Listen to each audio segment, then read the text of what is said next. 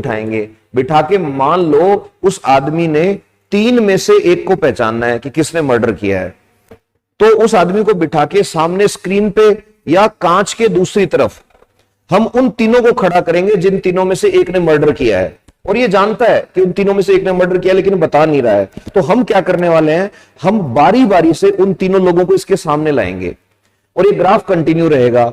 जैसे मान लो पहला आदमी वो है जिस आदमी ने मर्डर नहीं किया, तो वो आया, ग्राफ नॉर्मल चल रहा है, फिर अचानक से वो आदमी आया जिसने मर्डर किया, तो एकदम से ग्राफ ऊपर जाएगा ऐसे। हेलो, तो अभी अपन बात करने वाले एक बहुत इंपॉर्टेंट टॉपिक पे। आज का टॉपिक है अपना नार्को एनालिसिस। नार्को एनालिसिस जो होता है, नार्को एनालिसिस की बात आते ही देखो, नार्को एनालिसिस शब्द जो बना है, ये टर्म बना है नारकोटिक से। नारकोटिक, नारकोटिक वो दवाइयां होती हैं जो आपके ब्रेन पे असर डालती हैं, आपके सेंट्रल नर्वस सिस्टम पे असर डालती हैं, प्लस जिन दवाइयों की हैबिट पड़ जाती है, हैबिट फॉर्मेशन होता है जिनसे आदत पड़ती है। तो नार्को टेस्ट जो है वो सिविल सर्विसेज के एस्पिरेंट के लिए बहुत काम की चीज है। अभी थोड़े टाइम पहले देखा होगा, दिल्ली के अंदर पहलवानों का जो चल रहा था, पहलवान लोग प्रदर्शन जब कर रहे थे, प्रोटेस्ट जब कर रहे थे, तो पहलवानों ने बात की थी कि साहब नार्को टेस्ट कराओ जो आरोपी है उसका। और आरोपी जो था वो उन्होंने कहा था कि मैं तैयार हूं नार्को टेस्ट के लिए। तो देखो, सवाल ये नहीं आएगा कि आरोपी ब्रजभूषण सिंह जी थे या क्या था, वो था या नहीं था आरोपी। बात ये नहीं थे पहलवान सही थे गलत थे। एक ऑफिसर के जो नाते या OLQ के नाते जो चीजें पता होनी चाहिए, जो पहलू पता होने चाहिए, उन पर अपन बात करने वाले हैं। तो देखो, सबसे पहले तो नार्को टेस्ट में होगा क्या।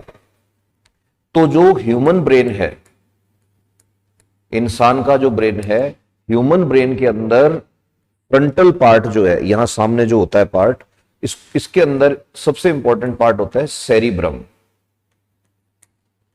अब जो सेरिब्रम होता है, उस सेरिब्रम के अंदर आदमी का रहता है लॉजिक और इमेजिनेशन, और इसी सेरिब्रम के अंदर रहती है आपकी मेमोरी, याददाश्त। इसी सेरिब्रम के अंदर सेव रहता है आपके ब्रेन में कोई भी आपकी लाइफ में हुआ इंसिडेंट। अब क्या होता है कि किसी आदमी से जब पुलिस पूछताछ करती है, तो पुलिस को इन्वेस्टिगेशन में या पूछताछ में आदमी का लॉजिक रोकता है, क्योंकि मुझे झूठ बोलना है या मुझे कुछ और करना है तो मैं लॉजिक यूज करूंगा, मैं मेरी इमेजिनेशन यूज करूंगा, और मैं उन इंफॉर्मेशन तक पहुंचने नहीं दूंगा पुलिस वालों को जहां वो पहुंचना चाहते हैं। तो हम क्या करें, तो एक तरीका लाए डॉक्टर्स निकाल के। तरीके को ये कहा कि किसी भी इंसान के ब्रेन से अगर आपको वो इंफॉर्मेशन निकालनी है जो वो दे नहीं रहा है, तो एक काम करो, उस आदमी को आईवी लाइन में, आईवी लाइन मतलब इंट्रावेनस, उसकी नस में एक इंजेक्शन दो। इंजेक्शन होगा सोडियम पेंटोथेल। ये बात याद रखनी है आपको, सोडियम पेंटोथेल का इंजेक्शन देना है। अब जैसे ही सोडियम पेंटोथेल का इंजेक्शन आप उस आदमी को दोगे, उस आदमी के अंदर जाने के बाद सोडियम पेंटोथेल असर करेगा उसके सेंट्रल नर्वस सिस्टम पे, केंद्रीय तंत्रिका तंत्र पे। और जब ये असर करेगा तो उस आदमी का लॉजिक ड्रॉप हो जाएगा, इमेजिनेशन ड्रॉप हो जाएगा, यानी कि वो लॉजिक ज्यादा नहीं लगा पाएगा और इमेजिनेशन ज्यादा नहीं कर पाएगा। और उसके बाद उससे आप जब सवाल पूछोगे तो वो आंसर देने शुरू कर देगा। और ज्यादातर केसेस में देखा गया कि आदमी वो सारी बातें बता देता है जो उसके दिमाग में होती हैं। इसलिए सोडियम पेंटोथेल को कहा जाता है ट्रुथ सीरम, सच बुलवाने वाली दवाई, ट्रुथ सीरम। अब ये जो सोडियम पेंटोथेल है, ये नारकोटिक कैटेगरी की दवाई है, इसलिए इस टेस्ट को कहते हैं नार्को टेस्ट। अब बात करते हैं कि सिविल सर्विसेज में किस किस चीज का पता होना चाहिए आदमी को जब एग्जाम में अपीयर होता है। तो सबसे पहली चीज सोडियम पेंटोथेल ट्रुथ सीरम है, और सोडियम पेंटोथेल देने वाले टेस्ट को कहते हैं नार्को टेस्ट। एक और टेस्ट होता है जिसको कहते हैं पॉलीग्राफ। पॉलीग्राफ और पी वेव टेस्ट, या इसको कई बार कह देते हैं P300 टेस्ट। ये दो टेस्ट हो रहे हैं जो न्यूज में रहते हैं। तो पहले बात करते हैं पॉलीग्राफ। पॉलीग्राफ को सिंपल बोलते हैं लाई डिटेक्टर। लाई डिटेक्टर का मतलब झूठ पकड़ने वाली मशीन। अब ये ऐसी कोई मशीन नहीं है जो झूठ पकड़ सके, लेकिन ऐसा देखा गया है कि जब भी कोई आदमी झूठ बोलता है तो उस आदमी की दिल की धड़कन, उस आदमी का बॉडी टेम्परेचर, उस आदमी का सांस लेने का तरीका और कई इसी तरह की चीजें, उसकी पलकें, उसकी पलकों का पुतलियां, उसकी आंखों के आइरिस, इन चीजों में थोड़ा बहुत चेंज आ जाता है। तो इसको कह देते हैं कि भाई इन चीजों को जो मशीन पकड़ सकती है वो मशीन झूठ पकड़ सकती है, तो इसको कह देते हैं पॉलीग्राफ टेस्ट। सबसे पहले इस मामले में पॉलीग्राफ ही आया था। फिर दूसरे नंबर पर आया था नार्को एनालिसिस या नार्को टेस्ट। फिर तीसरे नंबर पर अभी बात होती है P300 टेस्ट की। P300 टेस्ट क्या है? तो P300 टेस्ट को समझाने के लिए मैं आपको ऐसे बताऊंगा कि जैसे मान लो मैं कहीं जा रहा हूं और सामने से 3 लोग आ रहे हैं। उन तीनों लोगों में से एक आदमी अचानक से, मैं उसकी तरफ देखता हूं, वो मेरी तरफ देखता है और हमारी आंखें ऐसे हो जाती हैं और फिर मैं ऐसे याद करता हूं कि यार मैंने इनको कहीं देखा है, वो भी ऐसे देख रहा है। ऐसा क्यों हुआ? क्योंकि जिस चीज को, जिस जगह को, जिस घटना को या जिस आवाज को, जिस गाने को, जिस दृश्य को, जिस चित्र को हमने कहीं देखा होता है, उसको जब हम दोबारा कभी देखते हैं तो हमारा ब्रेन एक अलग तरह का सिग्नल देता है। बस यही जो सिग्नल है, इसी सिग्नल को पी वेव कहते हैं। तो करना क्या है, इस टेस्ट को करने के लिए जो एक्यूज्ड है, जो आरोपी है, उस आरोपी को आप बिठा देंगे। बिठाने के बाद उसके ब्रेन से बहुत सारे सेंसर अटैच कर देंगे। अब आपने ये बहुत सारे सेंसर लगा दिए। ये जो सेंसर होते हैं ये बिल्कुल वैसे ही होते हैं जैसे ईईजी मशीन में होते हैं। ईईजी को बोलते हैं इलेक्ट्रोएन्सेफेलोग्राम, एन्सेफेलोग्राफी बोलते हैं टेस्ट को, और रिजल्ट आता है उसको इलेक्ट्रोएन्सेफेलोग्राम बोलते हैं। ब्रेन की जांच होती है ये। तो ये सेंसर लगा देते हैं और ये सेंसर जाकर के जुड़े होते हैं सॉफ्टवेयर से। सॉफ्टवेयर इनपुट लेता है और आउटपुट देता है मॉनिटर पे। अब मॉनिटर के ऊपर इस तरह से एक ग्राफ चलता रहता है, ऐसे जैसे ईसीजी का ग्राफ होता है वैसे इसमें ग्राफ चलता है। ये जो ग्राफ चलता है ना, इस ग्राफ को चला लिया हमने, टेस्ट कर लिया कि एकदम सही चल रहा है। अब उस आदमी को बिठाएंगे, बिठा के मान लो उस आदमी ने 3 में से एक को पहचानना है कि किसने मर्डर किया है। तो उस आदमी को बिठा के सामने स्क्रीन पे या कांच के दूसरी तरफ हम उन तीनों को खड़ा करेंगे जिन तीनों में से एक ने मर्डर किया है, और ये जानता है कि उन तीनों में से एक ने मर्डर किया लेकिन बता नहीं रहा है। तो हम क्या करने वाले हैं, हम बारी बारी से उन तीनों लोगों को इसके सामने लाएंगे और ये ग्राफ कंटिन्यू रहेगा।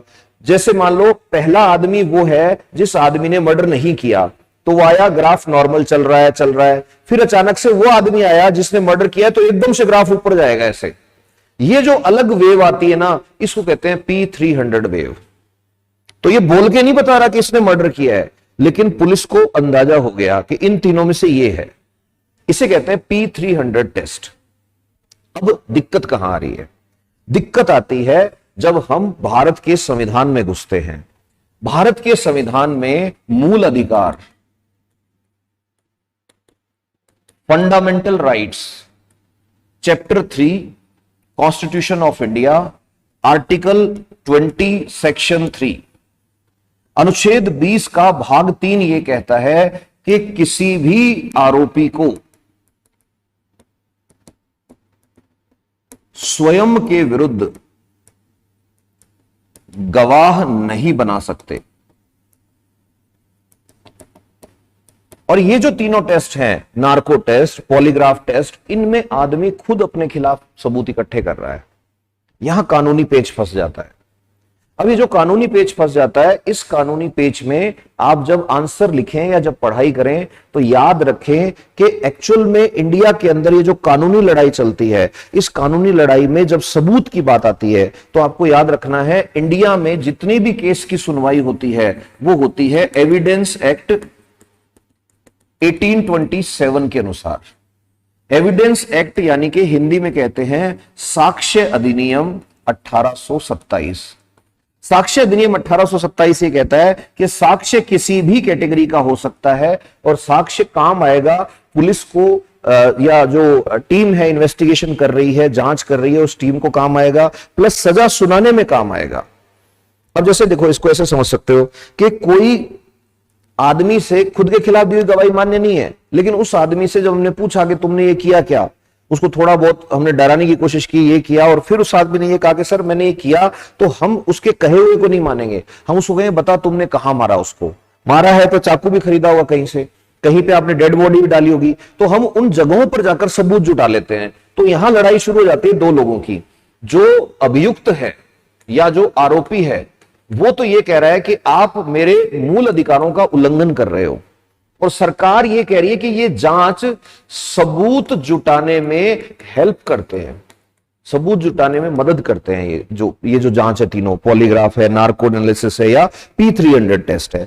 अब इन केसेस में बहुत बार ऐसा हुआ है कि मामला सुप्रीम कोर्ट तक चला गया। अब सुप्रीम कोर्ट तक जब मामला जाता है तो उस टाइम ये कहते हैं कि भाई सुप्रीम कोर्ट आदमी के मूल अधिकारों को दिमाग में रखते हुए लेती है। तो सुप्रीम कोर्ट वहां पर दो तीन चीजों को पकड़ती है। सुप्रीम कोर्ट कहती है कि आर्टिकल 19 जो है, आर्टिकल 19 में सेक्शन 1 ये कहता है कि किसी भी व्यक्ति को विचार और अभिव्यक्ति की स्वतंत्रता है।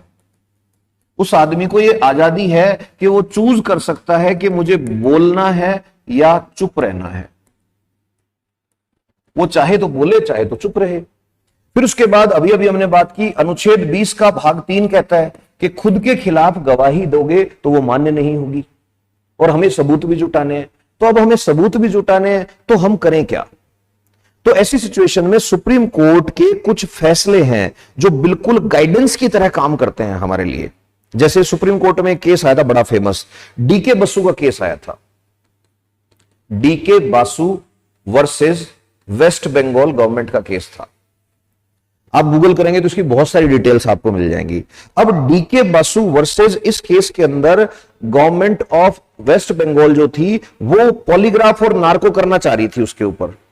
अब जब नार्को करना चाह रही है और केस सुप्रीम कोर्ट में चला गया, तो सर्वोच्च न्यायालय जो है, माननीय सर्वोच्च न्यायालय ने यह कहा कि बिना मर्जी के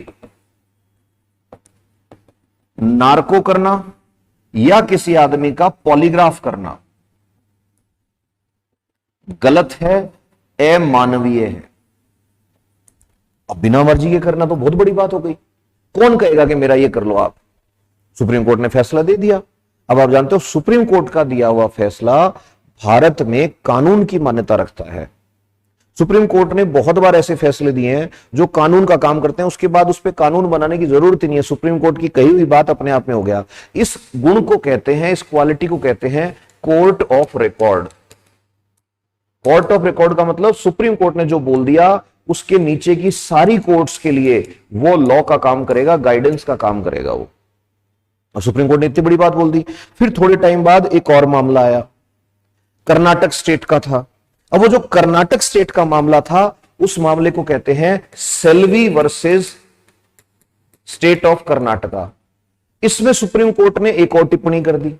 इसमें सुप्रीम कोर्ट क्या कहती है, माननीय सर्वोच्च न्यायालय कहता है कि आदमी के जीवन में अनुच्छेद 21 जीवन जीने का अधिकार देता है। अनुच्छेद 21 article 21 is about right to life, right to live a life dignity के साथ।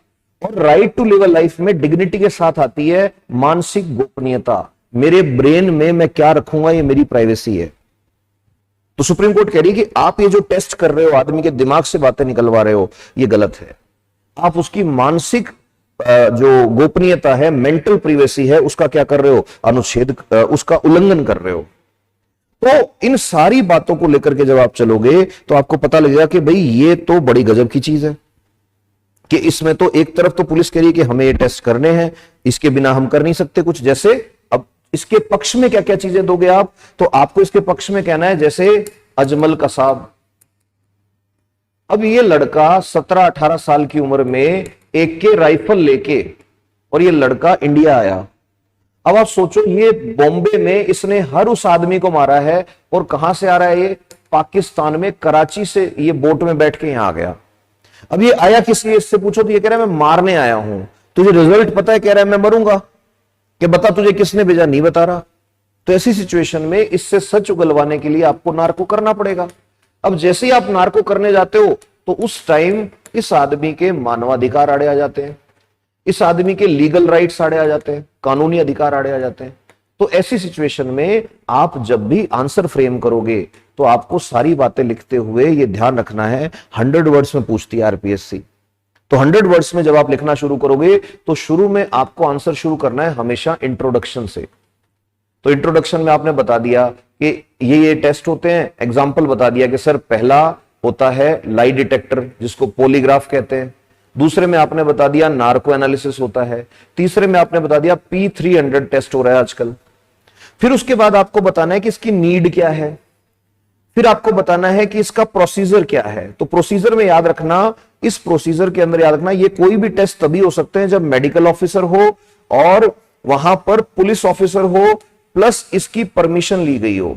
बिना परमिशन के आप ये टेस्ट कंडक्ट नहीं कर सकते।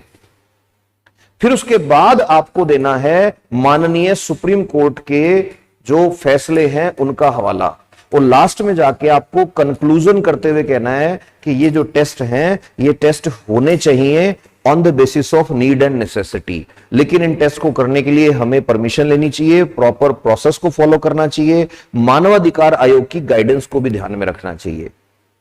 कमेंट में बताना कैसा था ये सेशन। Thank you.